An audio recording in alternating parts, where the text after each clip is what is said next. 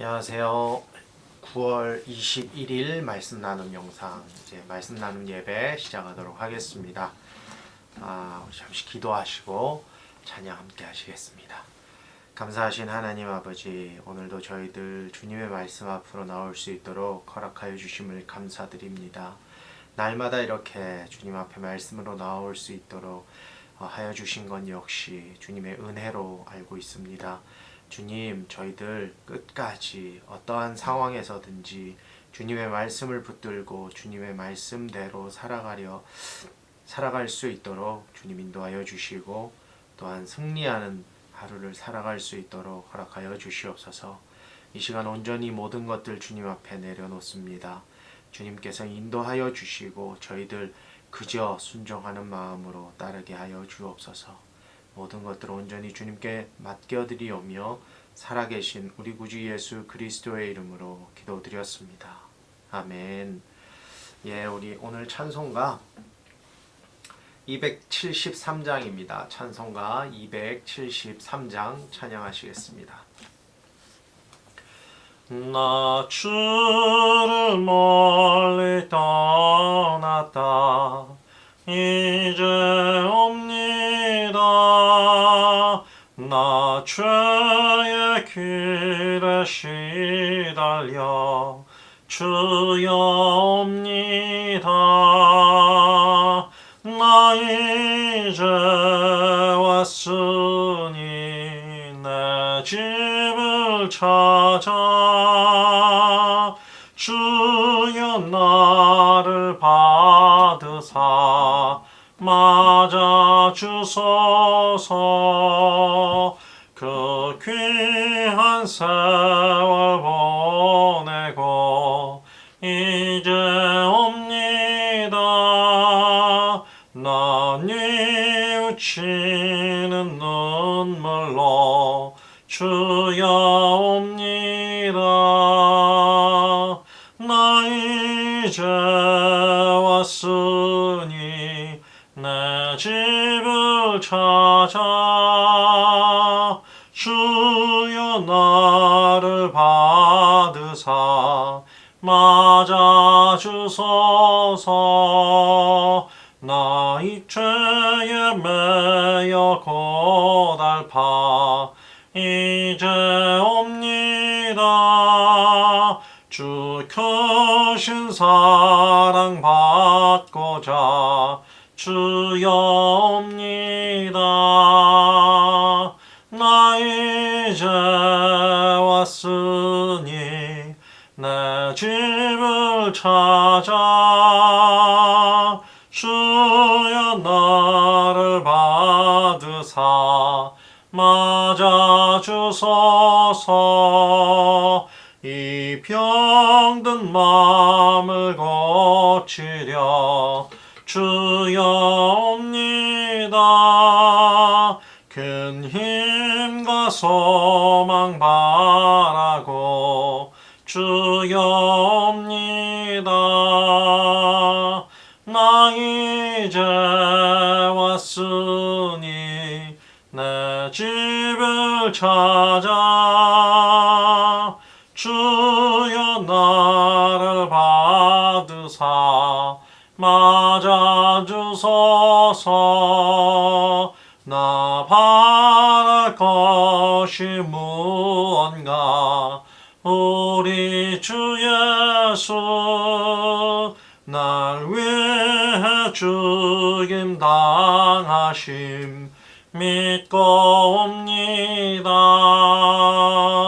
나 이제 왔으니 내 집을 찾아 주여 나를 받으사 맞아 주소서. 아멘. 우리 이 시간 함께 나누실 말씀은 창세기 오늘도 9장입니다. 창세기 9장 18절에서 29절 말씀입니다. 창세기 9장 18절에서 29절 말씀입니다. 어저께 나누었어야 하는데 그러면 너무 또 내용이 길어지고 또 오늘 본문은 홍수 사건 이후의 사건이기 때문에 또 스토리가 약간 달라요. 그래서 저는 다르다고 생각을 해서 따로 떼어서 오늘 따로 나누도록 하겠습니다. 창세기 9장 18절에서 29절입니다. 다 찾으신 줄로 믿고 우리 한 목소리로 읽도록 하겠습니다. 구약 11페이지에 있습니다. 자, 다 찾으신 줄로 믿고 이제 읽도록 하겠습니다. 한 목소리로 여러분들께서도 이 시간 함께 읽어주시면 감사하겠습니다. 시작. 방주에서 나온 노아의 아들들은 셈과 함과 야벳이며 함은 가나안의 아버지니라. 노아의 이 세 아들로부터 사람들이 온 땅에 퍼지니라. 노아가 농사를 시작하여 포도나무를 심었더니 포도주를 마시고 취하여 그 장막 안에서 벌거벗은지라. 가나안의 아버지 함이 그의 아버지의 하체를 보고 밖으로 나가서 그의 두 형제에게 알림해 셈과 야벳이 옷을 가져다가 자기들의 어깨에 메고 뒷걸음쳐 들어가서 그들의 아버지의 하체를 덮으며 그들이 얼굴을 돌이키고 그들의 아버지의 하체를 보지 아니하였더라. 노아가 술이 깨어 그의 작은 아들이 자기에게 행한 일을 알고 이르되 가나안은 저주를 받아 그의 형제의 종들의 종이 되기를 원하노라 하고 또 이르되 셈의 하나님 여호와를 찬송하리로다. 가나안은 셈의 종이 되고 하나님이 야벳을 장대하게 하사 셈의 장막에 거하게 하시고 가나안은 그의 종이 되게 하시기를 원하노라 하였더라. 홍수 후에 노아가 350년을 살았고 그의 나이가 950세가 되어 죽었더라. 아멘. 방금 말씀드린 대로 어제 이 본문을 다루었어야 하는데 너무 길어지고 또 내용상 조금 다르게 다루어야겠다라는 생각에 따로 떼어서 오늘 이렇게 함께 나누게 되었습니다. 홍수가 멈추고 다시 노아와 그의 아들들이 밖으로 나오게 되었습니다. 그리고 하나님께서 노아와 그 아들들에게 그리고 그와 함께한 모든 피조물들을 대상으로 무지개 언약을 주셨습니다. 그리고 난 뒤에 세월이 조금 흐른 것 같습니다. 노아는 농사를 짓기 시작했고 포도나무를 심었다고 20절에 기록하고 있습니다. 그는 하나님께서 원하시는 신실한 삶을 살고 있었던 것 같습니다. 노아는 방주에서 나오자 바로 제단을 쌓고 하나님께 예배를 드리지 않았습니까? 그는 하나님 앞에서 의인으로 인정받은 사람이었습니다. 그런데 그런 그가 21절에 포도주를 마시고 취하여 벌거벗은 채로 잠을 잤다라고 기록합니다. 본문에 그 장막 안에서라는 말이 나옵니다. 21절에 포도주를 마시고 취했는데 그 장막 안에서 벌거벗은지라. 왠지 그 장막 안에서라는 그 구절에 어떤 의미가 있을까라는 생각을 해보게 됩니다. 이 그 장막 안에서라는 말은 원어로 베토크 오홀로라고 합니다. 여기서 오홀로는 개인용 장막을 이야기합니다. 또한 장막에서라고 표현을 해도 되는데 굳이 안에서라는 의미를 가진 빼라는 단어를 또한 중앙이란 뜻의 타웨크와 함께 써서 베토크라고 사용한 이유는 노아가 다른 사람의 눈을 피해서 그의 개인 장막에서 술을 먹고 있었음을 뜻하고 있습니다. 즉 그는 다른 일에는 관심 없이 술에 빠져서 그렇게 살았다라는 것을 의미한다는 것입니다. 그리고 그 결과 벌거벗는 추태를 보이게 된 것입니다. 성경은 우리에게 항상 죄에 빠지지 말라며 경고합니다. 특별히 고린도전서 10장 12절에 바울은 선줄로 생각하는 자는 넘어질까 조심하라며 권면하고 있습니다. 저 개인적으로도 말씀을 묵상하고 또 말씀 나눔을 준비하고 그리고 이렇게 영상을 찍고 영상을 올리는 이 모든 일을 솔직히 긴장하는 마음 그리고 마음에 선한 부담감을 가지고 합니다.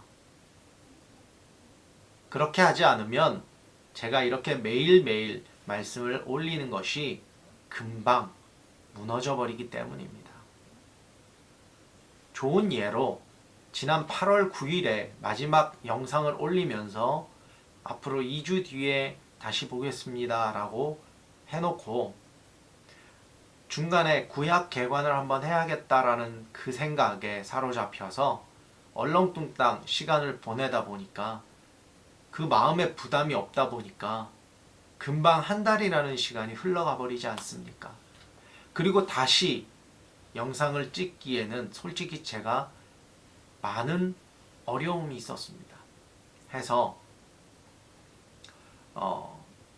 참 이번에 다시 한번 느낀 것이 제가 알고는 있었는데 좋은 습관은 몸에 익히기 매우 어려운데 반해서 그 좋은 습관을 무너뜨리는 데는 채 반시간도 걸리지 않는다는 거예요.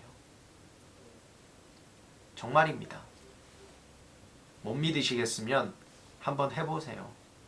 여러분들이 좋아하는 예능, 영화, 드라마 한두 편만 보시면 내가 지금까지 해왔던 시간을 지키면서 해왔던 큐티, 말씀 묵상, 기도, 새벽 기도 가는 것 이런 것들이 너무나도 쉽게 흔들린다는 거예요.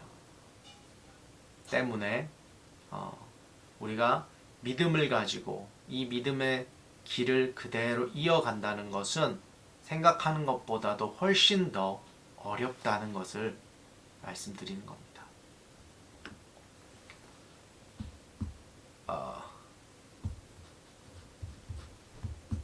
지금 원고가 지금 넘어가지를 않고 있습니다. 자, 어찌되었든 이 가나안의 아버지 함은 아버지의 하체를 보고 장막에서 나왔다고 했어요. 22절 보실까요? 22절에 가나안의 아버지 함이 그의 아버지의 하체를 보고 밖으로 나가서 라고 나옵니다. 말씀대로 보면 그저 보고 나갔습니다. 문제될 게 없어 보인다는 겁니다. 그저 보고 나간 것 뿐입니다. 그런데 여기서 원문을 보면 여기에 하체라고 되어 있는 원문을 보면은요, 그냥 말 그대로 벗은 몸이라고 볼 수도 있습니다. 벗은 몸이라고도 볼 수 있지만 특별히 이때는 성기를 나타내기도 한다는 겁니다. 이제 다시 왔습니다. 본문에 아버지의 하체를 보고 밖으로 나갔다라고 기록이 되었는데 여기에 쓰인 하체는 벌거벗은 것 자체를 의미하기도 하지만 남자의 성기를 나타내기도 합니다. 또 보다란 말도 원어상 단순히 쳐다본 것을 넘어서 구체적인 목적을 가지고 면밀히 살폈다, 더 나아가 즐겼다 라는 의미를 가지고 있다고 합니다. 그래서 어떤 학자는 24절에 나오는 자기에게 행한 일이라는 표현과 관련해서 당시 함이 아버지 노아에게 어떤 변태적인 성행위를 하였을 것으로 추정하기까지 합니다. 또 이러한 극단적인 상황까지 일어나지 않았다고 하더라도 단순히 아버지의 하체를 보고 그냥 지나쳤던 것이 아니라 어떤 마음속에 부정한 생각을 가지고 보았을 것이라고 주석서의 많은 학자들은, 그렇게 주석가들은 이야기하고 있습니다. 노아는 홍수 이후에 하나님으로부터 축복을 받았습니다. 그리고 성실히 땅을 일구어 농사도 지었습니다. 그런데 한순간에 어느 순간부터 술에 빠지게 되고 결국 자신이 스스로를 제어할 수 없는 지경까지 가버린 것입니다. 그런 아버지를 함은 그냥 보고 그리고 형제들에게 알렸습니다. 아버지를 희롱한 것으로도 모자라서 밖으로 나가자 바로 그 형제들에게 아버지의 허물을 알린 겁니다. 22절에 알림에 쓰인 단어는 나가드라는 뜻으로 나가드라는 단어로 그 뜻이 선언하다, 누설하다란 의미와 더불어서 배반하다라는 뜻을 또 가지고 있다고 합니다. 이는 아들인 함이 아버지에 대해 아들로서 마땅히 지켜야 할 신의를 배반하고 아버지의 상황을 마치 비밀스러운 일을 해서라듯 자세히 공개적으로 폭로해버렸다는 것을 뜻합니다. 이 소식을 들은 셈과 야벳은 옷을 가져다가 어깨에 메고 뒷걸음으로 들어가 아버지를 가리고 얼굴을 돌이켜 아버지를 보지 않고 나왔다라고 기록하고 있습니다. 그들은 함의 말을 듣자 바로 사태수습을 한 것과 이때 그들이 극히 조심스럽게 이 일을 단계적으로 진행한 것을 볼 수 있습니다. 이때 이들이 가져간 옷은 보자기로도 번역되는데 이는 낮에는 걸치고 밤에는 덮고 자는 네모난 천을 가리키는 겁니다. 셈과 야벳이 아버지에게 한 행동은 함의 행동과 반대로 아버지의 수치를 가려준 것이며 허물을 덮어준 것입니다. 우리 역시도 이와 같이 다른 사람의 허물을 덮어주고 수치를 가려주어야 합니다. 함과 같이 공개적으로 밝히고 수치를 주는 행위를 해서는 안 된다는 것입니다. 상대가 가족이라고 할지라도 상대가 내가 별 볼 일 없다라고 생각하는 사람일지라도 그런 사람은 없죠. 이 세상에 별 볼 일 없는 사람은 없습니다. 그러나 그 상대가 누구일지언정 그들의 허물을 덮어주고 그들의 수치를 가려주는 것이 우리 그리스도인으로서의 삶의 모습 중 하나라는 것입니다. 잠언에 허물을 덮어주는 자는 사랑을 구하는 자요 그것을 거듭 말하는 자는 지난 것을 이간하는 자라고 했습니다. 우리가 하나님의 사랑을 입었다면 그 사랑을 우리 주변으로 흘려 다른 사람들 또한 사랑으로 감싸야 할 것입니다. 24절에 노아는 술에서 깨어났습니다. 그리고 그 작은 아들이 자기에게 행한 일들을 알게 되었다라고 나옵니다. 여기서 알다는 눈으로 봄으로 알고 또한 들음으로 아는 모든 것을 가리킵니다. 노아는 술에서 깨어난 후에 자기를 중심으로 하여 일어난 사건의 모든 전모를 완전히 파악하게 된 것입니다. 이후에 노아의 저주가 시작됩니다. 그런데 한 가지 쉽게 이해되지 않는 부분이 아버지를 모독한 이는 아들 함인데 저주를 받은 대상은 함의 넷째 아들인 가나안이라는 것입니다.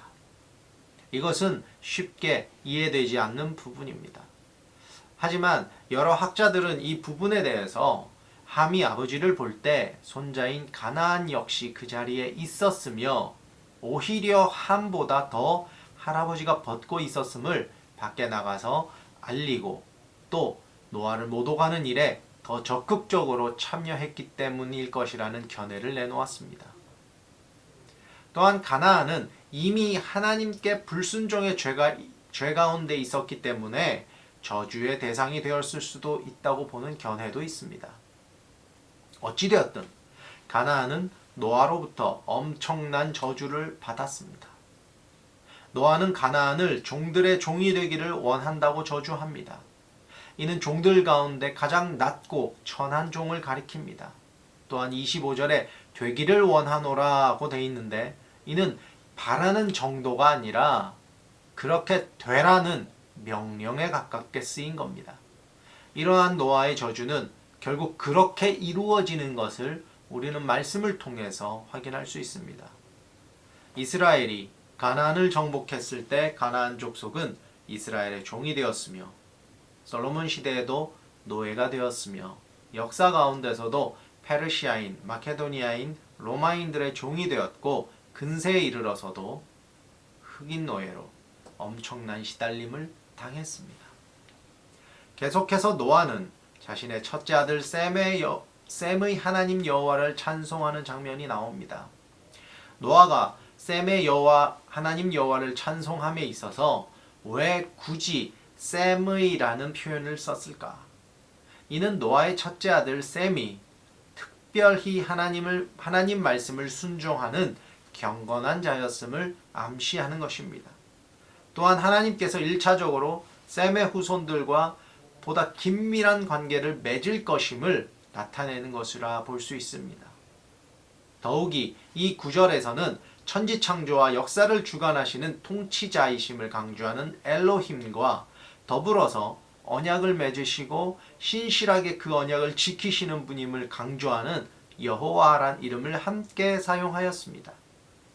이는 하나님께서 셈과 그의 후손에게 권능으로 함께 하시며 셈의 후손들과 인류를 구원하실 여자의 후손인 그리스도를 보내실 언약을 세우시고 또한 셈의 후손을 통해서 그리스도를 이 땅에 보내실 것을 암시하는 것을 의미한다고 볼 수 있습니다. 한마디로 셈이 특별히 영적이고 종교적인 축복을 받은 것을 전제한 표현인 것입니다. 실제로 구약의 선민 이스라엘 백성도 셈의 후손으로서 계속 하나님을 섬겼고요. 그리스도께서도 이스라엘 혈통을 쫓아 태어나신 것은 이 구절의 예언의 성취라 볼 수 있습니다. 26절에 이미 창조주 하나님의 명칭인 엘로힘과 언약을 맺으시고 신실히 지키시는 여호와가 함께 쓰였다라고 말씀을 드렸습니다. 그리고 셈의 예언은 결국 성취가 되었다라고 했습니다. 반면에 야벳에 대한 축복이 기록된 이 27절은 엘로힘이라는 한 가지 명칭으로만 쓰였습니다. 이러한 차이는 셈에 대한 축복은 영적인 측면이 강조된 반면에 야벳에 대한 축복은 육적이고 세속적인 측면이 강조되었기 때문일 것으로 학자들은 설명하고 있습니다. 야벳을 축복할 때 창대케 하다로 번역된 야프테는 크게 하다라는 뜻의 미완료형으로 쓰였는데 이는 계속해서 확장되어지는 것을 뜻하는 것입니다. 그리고 야프테는 야벳을 가리키는 히브리어 예페트와 자음이 동일해서 확장의 의미를 가지고 있습니다. 이러한 언어 유의적 표현을 사용해서 야벳의 후손이 창대케 될 것임을 인상 깊게 전달하고 있는 것입니다. 그리고 실제로 야벳의 후손인 백인종은 인도 유럽인이 되어서 인도에서 유럽 및 아메리카 대륙까지 널리 퍼져 오늘날 매우 강대한 세력을 가지고 있으니 이 또한 예언의 성취라 볼 수 있습니다. 27절에 셈의 장막에 거하게 하시고 라는 표현이 나옵니다. 이것은 셈의 장막을 정복한다는 뜻이 아니라 축복을 나누어 가지는 것을 의미합니다. 야벳의 후손이 육적 축복뿐 아니라 셈의 후손이 누리는 영적 축복에도 비록 주체로서는 아니지만 함께 의지하며 동거하는 자로 동참하게 될 것을 예언한 것입니다. 그리고 그 예언은 역사상 실제로 성취되었음을 성경을 통해서 또 역사를 통해서 우리는 알 수 있습니다. 셈의 후손인 아브라함의 가계에서 메시아가 태어나심으로 구원의 종교 기독교가 나왔고 후에 사도 바울이 셈의 후손으로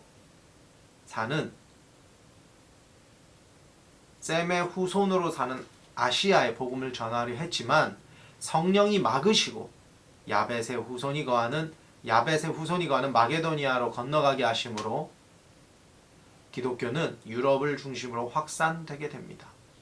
그리하여 결국 야벳 계열이 셈의 장막에 거하실 것이라는 노아의 축복이 야벳이 기독교 문화권에 속하고 그 축복을 향유함으로써 성취된 것이라 할 수 있는 것입니다. 우리가 조금만 성경을 깊이 묵상하고 또 관련 서적들을 찾아본다면 우리의 삶 가운데 역사하시는 하나님의 임재를 확인할 수 있는 길은 얼마든지 있습니다.